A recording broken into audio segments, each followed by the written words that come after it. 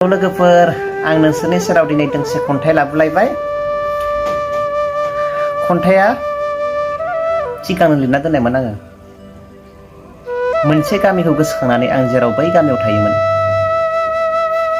खन्थाइनि मुङानो जादों लालि दैमा। जागायबाय।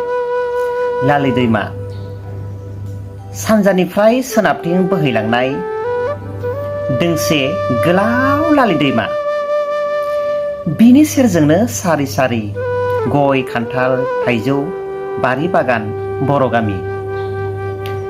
सात जार्लाजों सहायबोनाय सुखु दुखु गाबनाय मिनिनाय सान्दुं अखा नेवसिना आलो आलो रायजो जाबोनाय।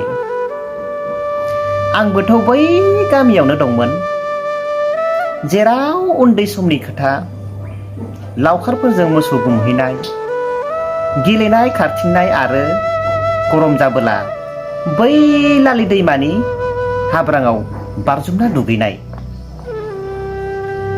आं दाबो गोसोखांहरो गारबोनाय जिउ दैथोनफोरखौ। अह, आं दा बैयाव गैलिया जेराव आं थायोमोन। गोजोन्थों आंगो लोगोफोर, आंनि खन्थाइ आवरायनाया बेखिनियावनो जोब्बाय। खन्थाइखौ मोजां मोनदोंब्ला लाइक आरो शेयार खालामनो दाबाव। गोजोन्थों।